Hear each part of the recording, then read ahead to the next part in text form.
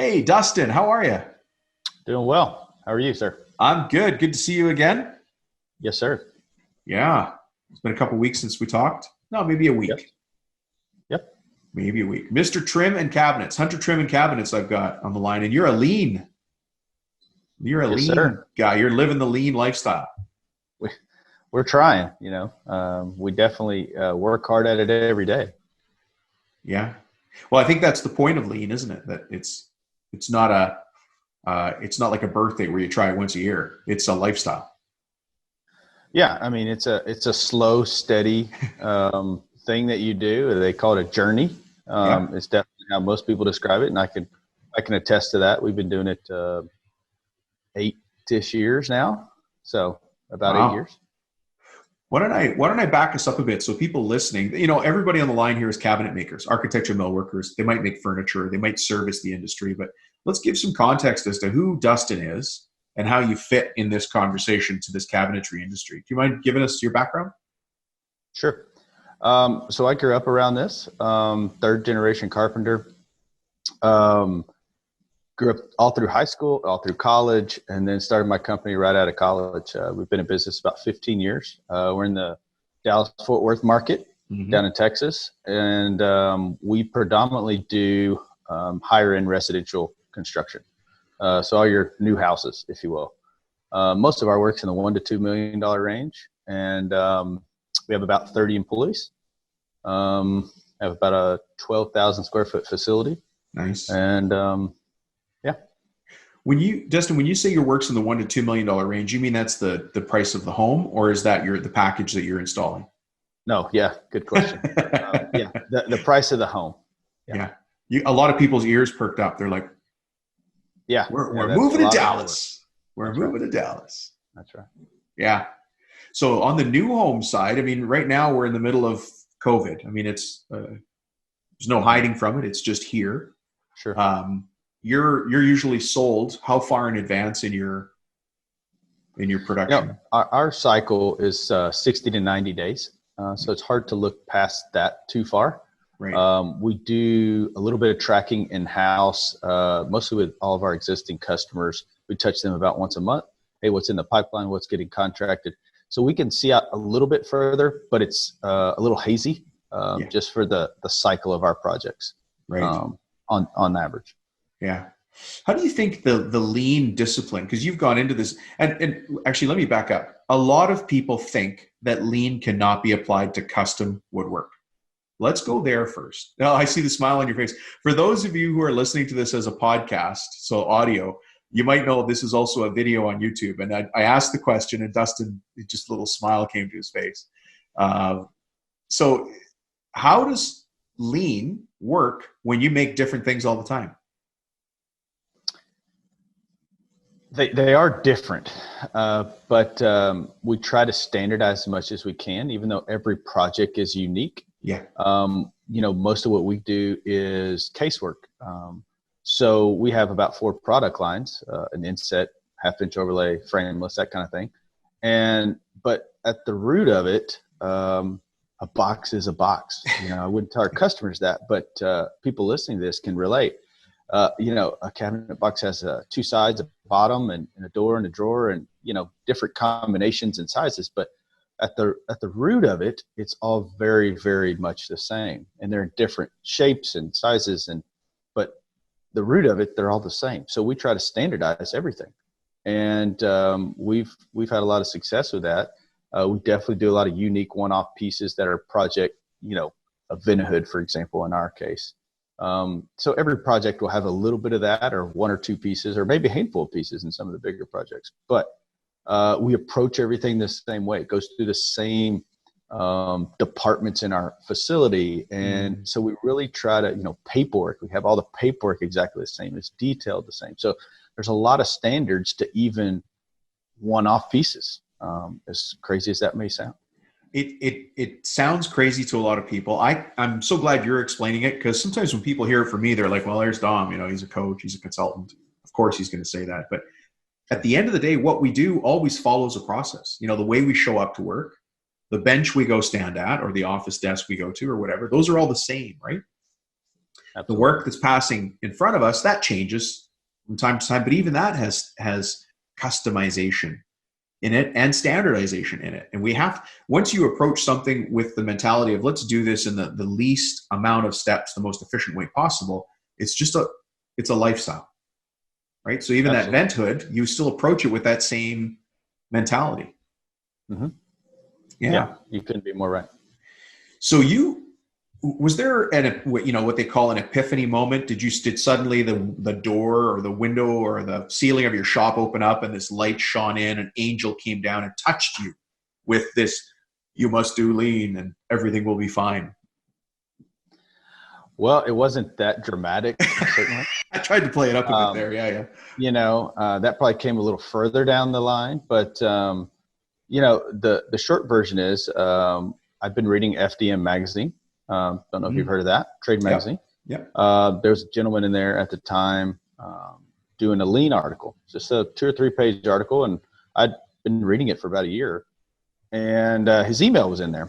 At the current time, we were probably about a fifth of the size that we are now. Okay. And his email was in there, and so I shot him an email. And at the time, we were in a smaller facility, and we were getting ready to build a new facility. We were on the cusp of breaking ground on it at the time, and our lead times were out of control, and we were just couldn't keep up. Couldn't deliver on time, those kind of things. So I shot the guy an email, and lo and behold, he responded rather quickly, the same day, as a matter of fact. And within a few weeks, we had him in our factory. And really the rest is history. But he and I have become really good friends. We've hired him to be a consultant over the years. We've tapered that off in the last few years. So he and I have stayed close friends. His name was Jim Lewis, excuse me. And he came in and gave us some really fundamental, basic lean training over the next 6 months, and kind of set us on the path that we've currently on. Early on, we would go up, plateau, and then I'd call him again and, hey man, we need some new, stuff and that kind of thing. And then he'd kind of energize me again. We'd ramp it up again. So we did that for about 2 or 3 years. Okay. And over the course of that first couple of years, we doubled, almost tripled in size, with basically the same resources. Now, do you think it's because of these lean process? And lean is just an efficient way of doing things. It's just a way of looking at the world. So I hope nobody gets freaked out by lean. But do you think it's that process that allowed you to grow, or were you going to grow anyways? Well, I think it allowed us to grow.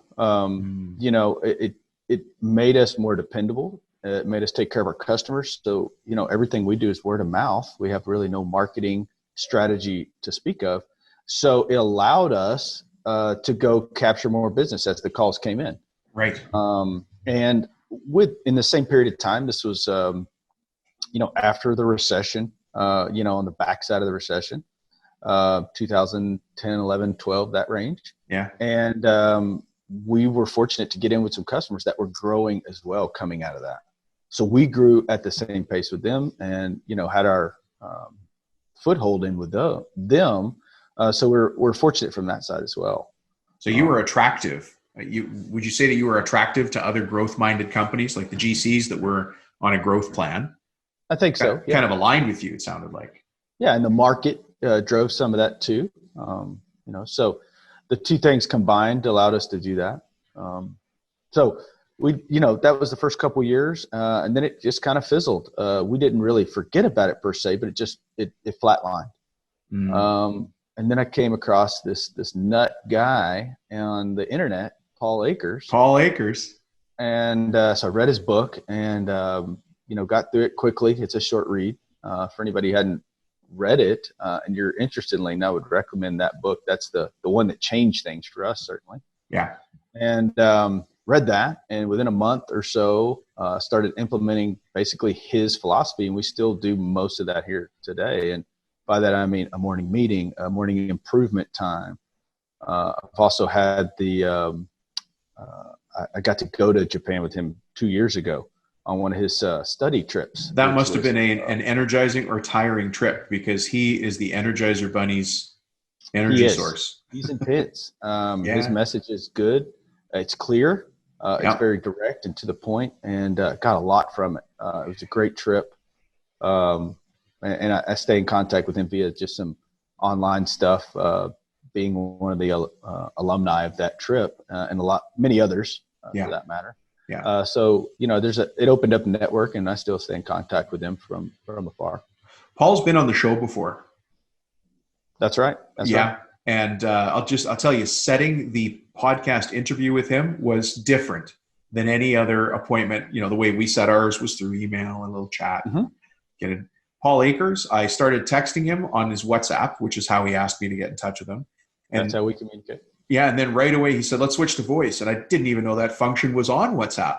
And so you just push the radio button and you speak into it and it gets delivered as an audio. But I mean, he really believes in everything should be as lean, just as efficient as possible.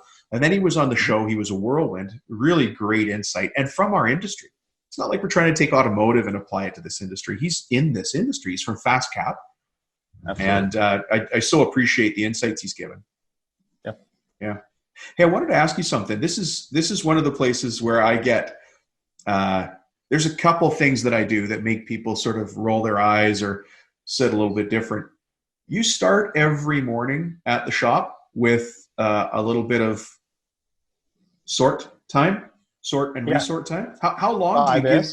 Yeah, the 5S. Yeah, I was trying not to use the keywords. Sure. Because I don't want people to feel like there's this code language to this. But how long, when your crew shows up to work, take me through the first hour of what happens in a lean environment. When we found Paul, we were kind of at a similar crossroads from when we found lean. Okay, we were having issues with lead time again because we'd grown and we were in a new plan at the time. And so I came in and we developed a little outline, if you will. I said, this is what we're going to do for the first hour. So we started it off with the first 45 minutes of improving, cleaning our areas, fixing the problems from the day before that had come up. And then we had a brief 15-minute meeting. And we kicked that off in the midst of just being buried with work. And the crazy thing that happened, of course, my staff thought I was crazy, certainly. Yeah. And, a couple of days, a week or two into it, they was like, well, when are we going to stop this? It's like, oh, this is not the thing we're stopping. We've been doing it 4 years now. And, but what happened over the first 30 to 45 days was we regained where our production numbers were after losing an eighth of our time. Even by taking that 45 minutes a day, is it 45 plus 15, so an hour of the day, or is it 45? Yeah, currently now it's about an hour and 15. Isn't that? So you got to understand, Dustin, some people listening to this are just in their head going, there's no way that works. We're already slammed. How is it that you spend 45 minutes cleaning and sorting? It's the 5S for those of you that know it. And then you have a 15-minute meeting and you can still produce enough to stay competitive? Well, what we found was, I'd love to tell you that we're an organization that doesn't have problems. But just like yours and mine and everybody else out there listening, we have problems. The differentiator for us is we take the time daily to address them. And we certainly don't fix every problem every day, but we have dedicated time to fix problems. And I think that's the biggest difference that I see, that we make the time. Because just like everything, if you don't make the time, nothing will get fixed and nothing will get resolved until it's just on fire. Yeah. I often think of a sports analogy. Imagine that sports were being played right now, which they're not. But let's say you sat down on your couch on Saturday to watch the game. And the announcer comes on and says, well, we've got a surprise, folks. The coaching staff will not be taken to the field. There have been no practices this week. And there will be no timeouts. Right? What are your thoughts about how that game would go? It doesn't even matter what sport you're watching. A disaster. It would just, I don't know what it would be. Keystone Cops, right? And yet we do the same thing in so many cases in our shops. We're not letting our people communicate. We're not talking about the plan. We're not practicing. And then we expect high performing results regardless. Mm-hmm. Yeah. Yeah. We also use it for training. This is a big topic for us over the last year or so. And, so many of us don't take the time to train. So we use that time for training. It could be a new employee, it could be a seasoned employee who's, doesn't know something or wants to learn a different skill set. So we use that time too to mentor them and to coach them and teach them. And so what kind of things? Something simple like standardizing the biscuit depth, or what do you train on?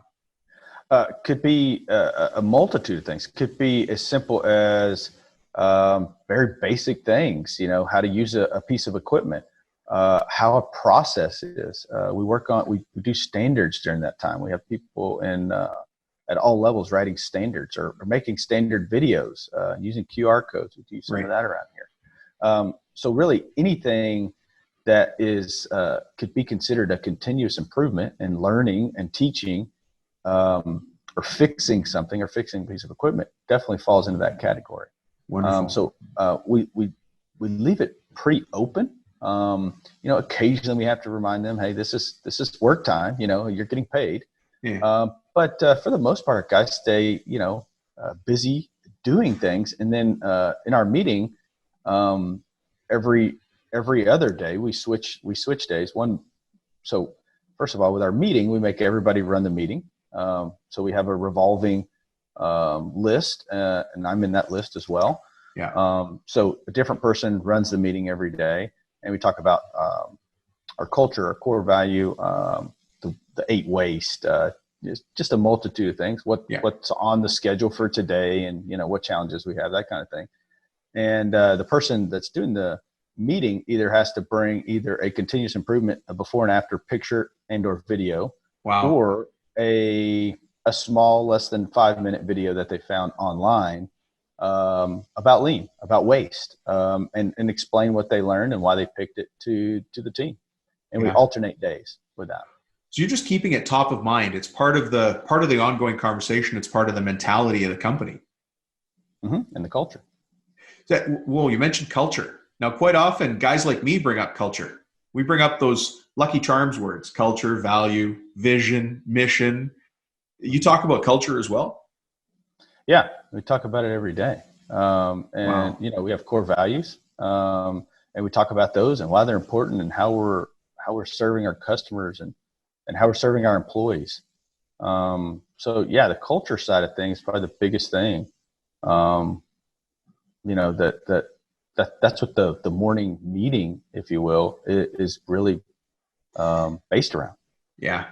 What's interesting is, and I love culture. I used to be the guy that thought culture was a waste of time. It was just, unicorns and fluffy clouds. And then I started to realize, especially when things fell apart around me in my own companies, that culture is what drives everything. And if I wasn't driving the culture as the owner, somebody else in my company was. And it usually wasn't somebody with my best interests at heart, right? There's always those social circles that pop up in a company, and they're not necessarily doing it on purpose. They're just acting the way they act. The scorpion and the frog story, if you've ever heard that one, right? Right. And so I realized, because I got bit hard by a culture, that I had to get in front of it, and I had to guide the culture myself. That's where I learned about it, through really just falling down and feeling the effects of it going poorly. Yeah.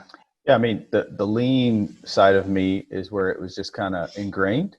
And then, of course, seeing the results of it, seeing the response from your employees when you genuinely care about them and have their best interests at heart. So it's a two-way street, certainly. With all the lean stuff, that we didn't get into it for money per se. We were making money when we got into it, but it has allowed us financially to be a heck of a lot more stable. It's allowed us to really broaden all of our benefits, in our compensation packages. When we started, we were very hand to mouth. Right. And since time, we now have, basically every benefit you could imagine, with the exception of 401k, and we're trying to add that this year. So that includes health insurance, paid vacation, paid time off. We have a bonus structure that is very lucrative. So in our industry, for people that are listening, they're thinking, man, this guy has to be crazy, because that's just unheard of. And specifically in our market, that's unheard of, in the Dallas-Fort Worth market, certainly. So, Well, it's interesting because you are actually talking about office applications of this lean mentality, not just the floor. And so many people think about it as just a manufacturing thing, but there's actually office operations that fall within it as well. yeah, I mean, everything is a process. Everything we do is a process. From the way we're conducting this podcast, from the way we start the office every morning to the way we build cabinets and everything in between. So our accounting, everything, our engineering side, everything is a process. And in a perfect world, we want everything to have a standard and be repetitive, so we get a consistent, high quality result. Does this process attract clients, or do clients care? I think it attracts them. It definitely, I don't know if it attracts them per se, but I can say confidently, once we get our hooks in a customer, and our market is builders who build. You're in a growth market for sure. Yeah. So we want repeat customers. Once we get our hooks in them and they see what we can bring to the table with the quality and the delivery and the consistency, we just don't lose customers. It just does not happen. Wow. Well, that repeatability, or that the repetition of customers, is such an important thing, because it's so much work to get a new customer. In your case, general contractors, you might as well keep them. And so this is a method for servicing those customers better. Mm-hmm. Yeah. So let's switch a little bit now to talk about this COVID-19 thing that's going on. How does lean segue into that? Where do you foresee some changes or ways to be more efficient or effective in your processes? Segue with what's happening in the world right now. Well, I would begin by saying, it's put us in a very strategic position. We have loyal employees, we have loyal customers, which is always good when things are rocky. From a financial sense, it's given us a nice war chest, if you will. Right. Not that it's a ton of money, but it's made us feel a little bit more comfortable going through what we're going through, and the uncertainties of what's going to happen and how long it's going to be. So that in and of itself has really eased our minds a lot, and our employees. We have enough, if we have to be shut down or we're forced to shut down, to be able to pay them, and we've told them that. So immediately their stress levels went down because they know that they have a stable job. They're working at a professional shop who's been working on systems, and this is just another curveball being thrown at the world. Yeah, another benefit of all the hard work. And when it all kind of got kicked off, almost a month ago now, we said, what we've done, over the last 7 or 8 years has put us in a very strategic spot here to ride this storm. And we still feel that way. So, none of us know how long this is going to last. But it's allowed us to make the best out of what we have. And in the market we're in, it's still moving. So it hasn't shut down. It's definitely slowed down. Right. But we feel pretty optimistic to get through this. We're taking all kinds of precautions, like many people are doing. I'm not wearing my mask, as you can see, but we're wearing. Well, we're on a Zoom call. This is the new normal. That's right. So we're taking all the cleanliness precautions and cleaning, and we're cleaning the shop every day, which is kind of crazy at that level, to wipe everything down, even though we do keep everything extremely clean anyways.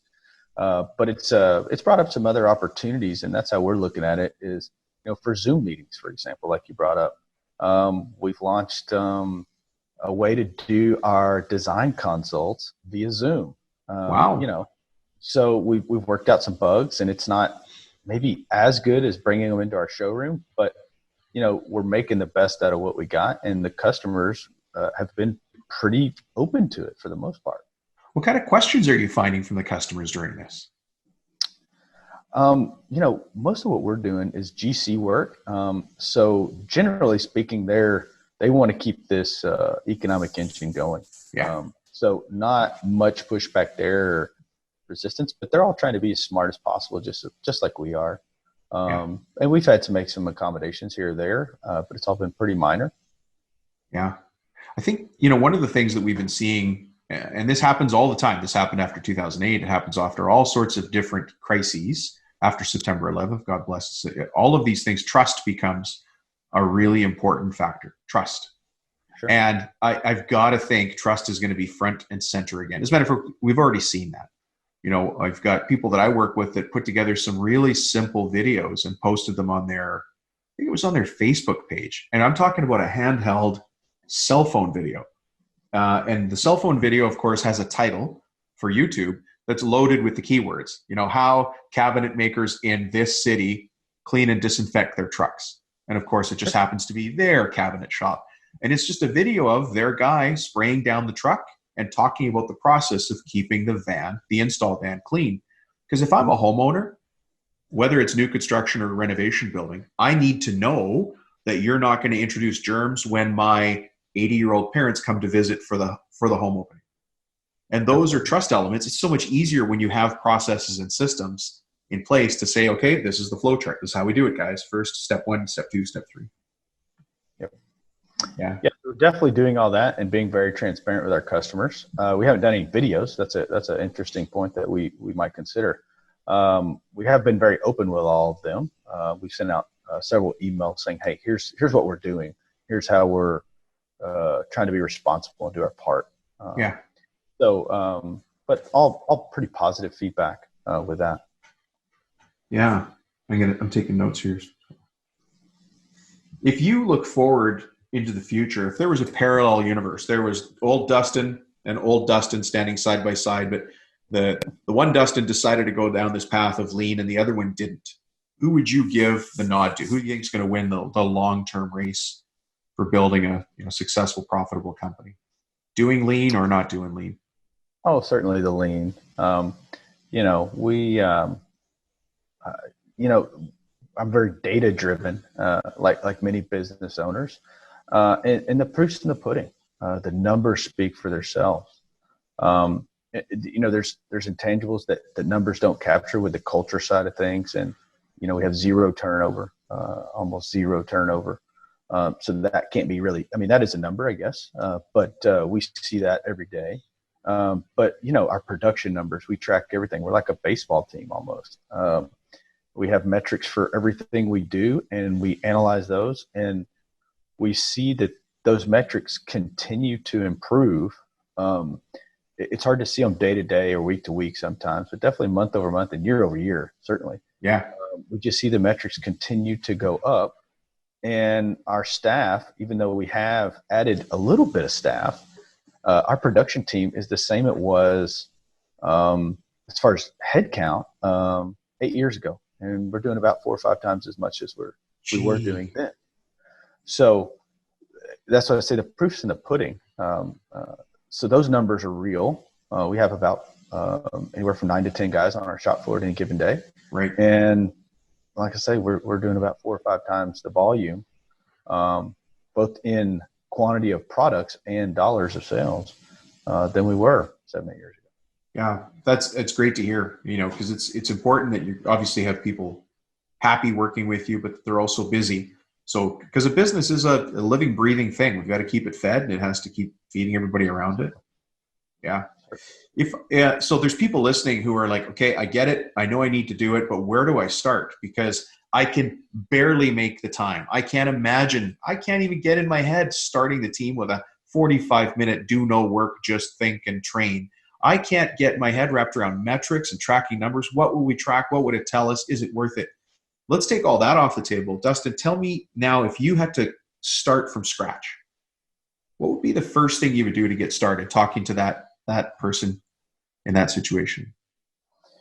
Yeah, so I would begin by saying, most people say we can't afford it, whether it's in time or dollars. Yeah. And I would just reword that, say you can't afford not to. Because, in the competitive world we live in, if you're not doing it, your competitors more than likely are. So, you need an advantage there just to have market share. Mm. But the first place I'd start with 2-second lean. I would get the book. We're actually going back through it, even though we require all of our staff to read it within the first month they work here. Mm. We're going back through it and doing a deeper dive and doing a book study on it. And we're spending about 10 extra minutes in that improvement time every morning right now. So we ask all of our guys to listen to 20 to 30 minutes every day, either on their way to work or their way away from work. I love it. Spend 10 minutes on what that 30 minutes, and I'm doing it in real time with them. I mean, I've read the book 6 or 8 times now, but doing it with them and taking some notes, and then it just opens that dialogue, and just hopefully, what we're hoping to gain is just to get everybody a deeper understanding. The book is just so simple. It's almost elementary. Everybody can understand it at all levels, So it's just a great how-to of how to get started. We keep books, hardcover books and CDs in here, and anybody shows any interest in it, we give them away, regularly. So that's definitely where I would start. Yeah. It's funny. It's education. We are, as business owners, we're in a different kind of mentality, different kind of world. Most of us started as trades guys on the tools. Did you start on the tools yourself? Yeah, absolutely. Well, sorry, you said you grew up as a carpenter, right? Mm-hmm. Sure. Yeah. But there comes a time when you have to stop working from the neck down and start working from the neck up. And as business owners, we actually get paid to solve problems. A company is just a collection of systems that work and generate a profit for the business. And so we got to keep that system going. It's a different thought than being the guy who's on the tools. And as you know, so many people in this industry started in their garage, started in their uncle's, corner of their uncle's shop, built their first cabinet for their mother-in-law or their aunt, and then it just took off, and now they're running a $3 million cabinet shop. How did this happen, right? And sure. It's a different mentality now, jumping to another level, saying, okay, let's put some systems and processes in place. Forget about calling it lean. Right. Let's just put some systems in place. Reading that book is a great way to go. It is an easy read. I liked what you said about asking your crew to listen to it for a few minutes on the drive in. I got this from Brian Tracy, and Brian is a really well-known author in the world of business and business improvement, sales and sales improvement. And I've been partners with him for about 13 years. I actually just sold a business that he and I had together. I sold that last February. And he always would say, turn your car into a university. If you think about those of us who are sending our kids to university, how much actual class time they get, imagine if we spent 10 minutes on our drive every day just learning something. You would be able to get university degrees after university degrees. And so listening to the radio is just a waste of time. Listen to educational books, even listen to, informative or things that you like. You don't always have to listen to sports radio, but listen to some of these business improvement ideas, and that's how you move forward. Yeah, I couldn't agree more. I went to, K through 12 school like everybody. I actually went to Texas A&M. I have a degree from A&M. And it's interesting, since I found lean, and it really just sparked a curiosity, I guess, or eagerness to learn. I tell people regularly, I've learned more in the last, 6 to 8 years than I did in the first 30 something years of my life. I'm just addicted to it almost, and constantly reading and listening, more than reading, certainly, because I spend a fair amount in the truck, going to and from work and to and from jobs and those kind of things. So, there's such an advantage to being able to listen to things now that, we didn't have when I was growing up. No. So, but it's an extremely valuable tool that's out there, and it's virtually free. I mean, it just costs a couple bucks a month to have a subscription to Audible. So, well, this podcast is free, Dustin. You and I don't get paid to do this. Right. Did I tell you that already? Sorry, was that a surprise? Oh, I'm sorry. I thought the check was coming. Hey, speaking of the check coming and your time being valuable, let's start to wind this up. If somebody wants to get in touch with you, find out more, ask you questions, how do we reach you? How do we find you in the world? Yeah. And being part of FDM magazine for many years, we were written in there a lot of times. And they put my cell phone number in there. Oh, gee. So we're certainly open to people contacting us, coming and seeing us. The lean world is a pay it forward mentality world. I've had a lot of people in my life, especially within the lean community, who just open their hearts and their factories and their knowledge up to us. So I try to do the same. So I'm pretty easy to get a hold of, but the best way to get a hold of me is through our website, and it's www.huntertrimandcabinets.com, long one, and is spelled out. But if you Google Hunter Trim and Cabinets, you'll find us. Shoot me an email through the contact page. Our phone number's there as well. But yeah, I mean, reach out. I'm happy to, schedule a call and tell you more about what we do and how we've overcome some adversity. And I can talk about lean all day. So the reality of business. Yeah. I encourage it. Thank you, Dustin, by the way, but I encourage everybody to not be worried about lean. It's just a fancy word. Lean doesn't stand for anything. Lean is just a way of thinking about just keeping it lean and trim. That's all it is. And even in itself, it's not trying to overcomplicate what it does. Sure. Well, Dustin, thank you so much for taking time out of the schedule, especially in these crazy times. I appreciate it. And this is you paying it forward and offering your knowledge and thoughts and insights to the world. So thank you very much for doing that. I appreciate I appreciate you having me on, and thank you for what you do. That's how I found you, through your podcast. So thanks for being out there on all of our behalf and bringing all this knowledge to all of us. I've got a lot of all your podcasts that I listen to. I haven't listened to all of them, but I've listened to a great deal of them. So thank you for what you do and being a steward in our industry. Yeah, fantastic. Thank you. All right, everybody. Have a great day. Thanks for joining us. Talk to you later, Dustin. Thank you.